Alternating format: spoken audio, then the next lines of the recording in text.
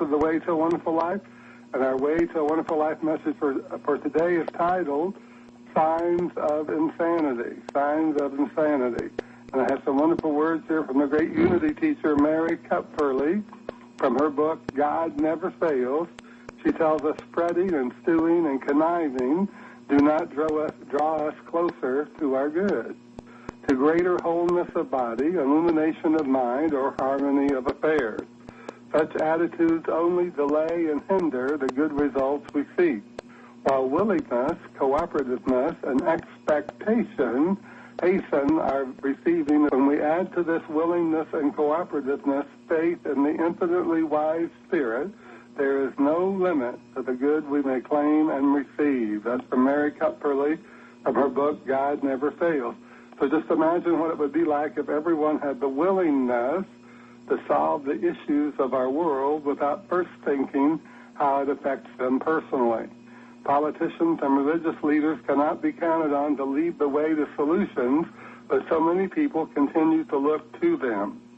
After the gun violence in Oregon this past week, a GOP politician said we don't have a gun problem and don't need more gun regulations. He said instead we have a mental illness problem in this country. I couldn't agree more, and it is centered, this mental illness problem is centered in a Congress that believes that we can keep doing the same thing over and over again and expect a different result. It seems that this seems to be the majority of people in the Congress who are unwilling to make a stand, unwilling to see a solution that would diminish the amount of gun violence we find in our country. And this is what will continue to be as long as politicians continue to connive and think only of what benefits their own personal agenda with little concern or cooperation with that which will benefit the entire country. You know, when we look back at these events, from the children in Newtown to the people in the theater in Aurora, Colorado, and from these people in Oregon, how many more of these monstrous acts are we going to allow to happen before we realize that the intelligence that created all that we are and all that we see is calling us to do something different, calling us to change our direction. In other words, to think towards solutions and to think towards that which will create a greater good for everyone. When we turn to God, we must realize that we are turning to intelligence, but not just intelligence, but an intelligence far beyond the ability of the human mind to embody. We don't just turn to God for comfort. We must turn to God for intelligence. It doesn't do any good for us to feel comforted in why things happen if we're not willing to think towards a solution to stop these things from happening in the future. It is absolutely impossible for us to realize the greater by allowing ourselves to block any idea of change. You know, the law of flotation was not discovered by contemplating the thinking of things, but by contemplating the floating of things which floated naturally, and then intelligently asking why they did so. So we must look to those countries, look to those regulations that work in other places and say, why not give it a try here? Why not give it a try? And be willing to do it. And we have to take this intelligence into our own personal lives as well and say, what is it that I'm experiencing over and over and over again? And allow ourselves to think beyond what we used to do, what we used to know. So when we turn to God, we must realize that we are turning to intelligence, but not just intelligence, but an intelligence far beyond the ability of the human mind to embody. It is this intelligence that permeates every visible and invisible thing in the universes that we are aware of. And then we must realize the nature of this intelligence, which is always universal, always for the expansion of that which is good for all. The great Ralph Waldo Emerson tells us that the selfish man suffers more from his selfishness than from whom that selfishness withholds some important benefit. In other words, a selfish attitude or prayer constricts the very intelligence necessary for us to receive the good that we desire. Selfishness, then, is another sign of insanity, that is, that which is lacking in intelligence.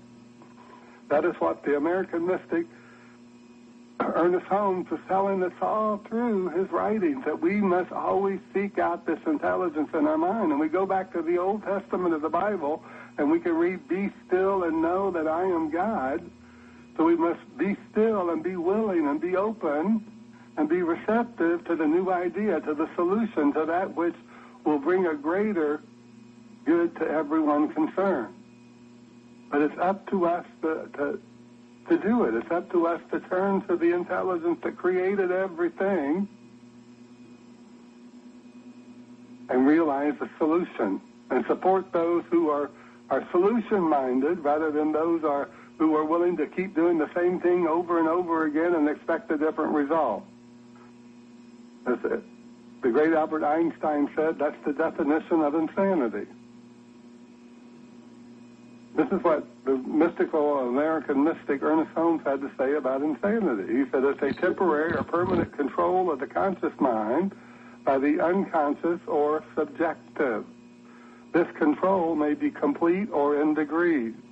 Psychologists find it difficult to distinguish between sanity and insanity, since we are all insane in such degree as we entertain wrong conclusions about life.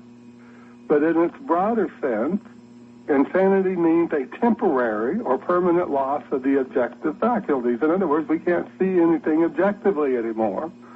We've lost the faculty of mind that lets us see beyond that habitual idea, even if that idea was based on false conclusions, false assumptions, false foundations. So the throne of reason is therefore diminished while the subjective emotional reaction to life controls the thought. The real mind, of course, cannot be deranged, and a complete mental treatment for insanity is to know that there is but one mind, which is God, one intelligence, which is God, one power, which is God, one spirit, which is God, which is now functioning and perfectly functioning, not only in the individual, but in the collective consciousness that appears to be insane. We can conclude from the words of Ernest Holmes that even though we may all appear to have lost our sanity at times, that is, we've jumped to wrong conclusions and we've accepted them as truth,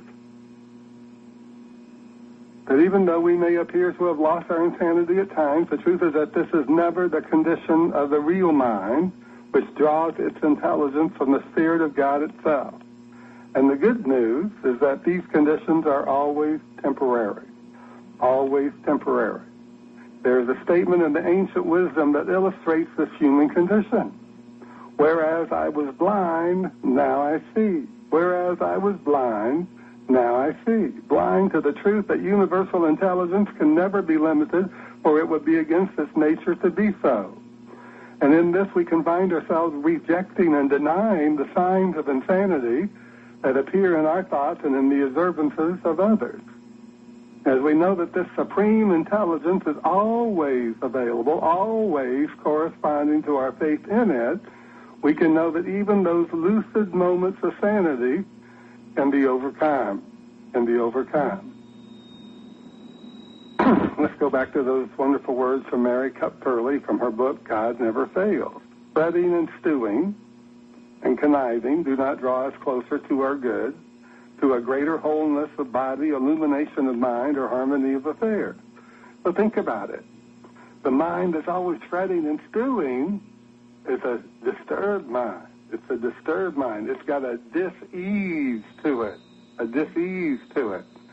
Now, the power of the Spirit works in peace. It works in the stillness. It works in the quiet. So the power of the Spirit does not come through as intelligence or power or spirit or solutions to the person who's fretting and stewing and conniving. And unfortunately, so much of what we see in the world involves fretting and stewing and conniving and people trying to put power over other people. So fretting and stewing and conniving do not draw us closer to our good, to greater wholeness of body, illumination of mind, or harmony of affairs, she tells us. Such attitudes only delay and hinder the good results we seek, while willingness and cooperativeness and expectation hasten our receiving of the blessings desired. When we add to this willingness and cooperativeness faith in the infinitely wise Almighty Spirit of God, there is no limit to the good we may claim and receive. There is no limit to the good we may claim and receive. So we must take this into our mind and think about it. What is this telling us? What is it telling us? It's telling us that we're surrounded by pure spirit, by God, the living Spirit. And there is that within us and within all people that we can recognize as worthwhile and desirable, and everyone whom we meet recognizes this worthwhileness and desirability of our character. But it's up to us to let go of all the things that are no longer beneficial to us or to the world in which we live, and be willing to open our mind to the intelligence that knows and always knows, that is God, what it is that we can do, what it is that we can receive, what it is that we can bring forth into our life experience. Let's think about these words from the great Walt Whitman, who was a mystic in his own right. He asked us, what do you suppose creation is? What do you suppose will satisfy the soul except to walk free and own no superior? What do you suppose I have intimated to you in 100 ways, but that man or woman is as good as God, and that there is no God any more divine than yourself, and that is what the oldest and newest myths finally mean, and that you or anyone must approach creation through such laws. In other words, we must understand that we're all a part of God. We are the image, the likeness of God. We are God expressing life. We know we're alive, so we know we're part of life, and God is life. We know we have intelligence. We can think, we can analyze, we can contemplate, we can imagine. So we know that we're part of intelligence, so that makes us part of God. We have a spirit, we have an attitude, we have a feeling of enthusiasm or depression, depending on where we are in our state of mind. So we know we're part of the Spirit, so we know we're part of God. And there is no God more divine than yourself, because that part of God within all of us is divine. We are a divine spirit having a human experience. But so many times we get lost in our humanness, and we have those moments where we almost experience insanity. In other words, we act on wrong conclusions, and by acting on wrong conclusions, we get even greater chaos in our lives and in our world. But it's up to us to turn from all the stuff of the world, turn from all the thoughts of the world, turn from all the false ideas of the world, turn from that which no longer works. Stop allowing the politicians and the religious leaders to keep declaring that we should do the same thing over and over and over again and expect a different result. And start drawing that good result into our mind. And if we draw it into our mind, we'll draw it into the mind of the collective consciousness, to where there will be a dominant thought in the world that we must turn to God again and live in the nature of God, to love everyone, to love our enemies, do good to those who persecute us, Jesus said. He didn't say this was easy. He didn't say that it's all going to be a bed of roses for us to live that way. It's going to pull every human emotion out of us, because in our humanness we want to fight, or we want to blame, or we want to shame, or we want to scream and fret and stew and connive.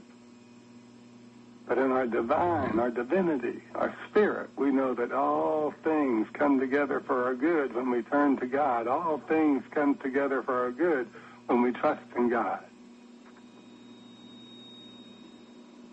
And we realize that God gives us every good thing. Just as we read in the Lord's Prayer, we read the symbol of life. Jesus says, you give us this day our daily bread. Bread symbolizes the nourishment of life. sustaining element of life. So we must take into our mind that we want to find solutions and conclusions that sustain life, that sustain the nature of God in our midst, in our experiences. And that nature of God is always for the good, always for the greater, always for the more wonderful, always for the more harmonious and peaceful and loving. And that's what Jesus was telling us, that we must find it in our heart to know that God is right where we are. Not only is God right where we are, that God is what we are. We are the nature, the likeness of God, the image of God. And as we enter into this conscious reality, that this is the truth for each and every one of us, we realize the Spirit within us is God. The living Spirit Almighty is within each and every one of us right now where we are. And this Spirit is sustaining the principle of our lives. And so as we open our mind to it, open our consciousness to it, to its intelligence, to its power, to its Spirit, then things become better and greater in our life, and greater and better for all those around us. God has all-knowing intelligence. God has all-knowing intelligence. I was reading the comments in the Los Angeles Times yesterday about the shootings in Oregon. And someone said, well, why would I believe in the God that allows these things to happen? And I thought, well, we must remind ourselves daily that God has given us the liberty. We can choose. We can choose these life experiences. We can choose solutions. We can choose the right way to think. We can choose the right conclusion. Jesus tells us that the kingdom of God is within you, not lo here or lo there. But he assumed that we had the intelligence to realize that the kingdom of hell is within us too, depending on our lack of recognition of the power, the intelligence, and the Spirit of God within us, around us, and through all things, all living things. So it's up to us to take it into our mind what it is that I believe that makes my world a better place, what it is that I believe that gives me a step up, to lift me up into that greater. So as Mary Kupferle tells us in her God Never Fails, spreading and stewing and conniving do not draw us closer to our good, to greater wholeness of body, illumination of mind, or harmony of affairs. Such attitudes only delay and hinder the good results we seek, while willingness, cooperativeness, and expectation hasten our receiving of the blessings desired. We must have the willingness to trust in God. To trust God is to love God. We must have the cooperation, the cooperativeness, to take the ideas that come to us from the infinite intelligence and Spirit of God, and act on those ideas without fear of what other people may say, or fear of what somebody else may declare about us. These signs of insanity that we see in our world are the things that people do over and over and over again, expecting a different result. They do it over and over and over again and expect a different result. That's a definition. That's the definition of insanity. And thank God it's temporary. Thank God it's temporary for most people. Thank God it's temporary for our world most of the time. Most of the time. But we can open our mind to God, open our mind and be receptive, open our mind and be willing. We can open our mind to the greater good and realize it for ourselves. Realize as we take in more of the intelligence of the Spirit, more of the power of the Spirit, more of the wonderful life and joy and happiness and peace and harmony and beauty and love that the Spirit has bestowed upon each and every one of us, that we can become a living Spirit of God that lives to the glory of God, lives to the glory of good. And we can recognize that the good news that Jesus gave us is that I and the Father are one, that I within you and me, that infinite I that's within every living thing, that I within us, as the intelligent species, we can say, I am living to the spirit of good and joy and happiness and peace and love, or I am fretting and stewing and conniving, whatever it is that we find ourselves experiencing, that we always get the conclusions of those thoughts. So we must always remember and never forget that we are an expression of intelligence, that this intelligence that clothed our spirit in human form, that gave us our divinity, the very image, likeness, and nature of itself, is inherent. For God is always and forever being expressed through us, through our mind, through our body, through our spirit. And in this awareness, we can know this not only for ourselves, but we can know it for everyone. And so it is. Amen.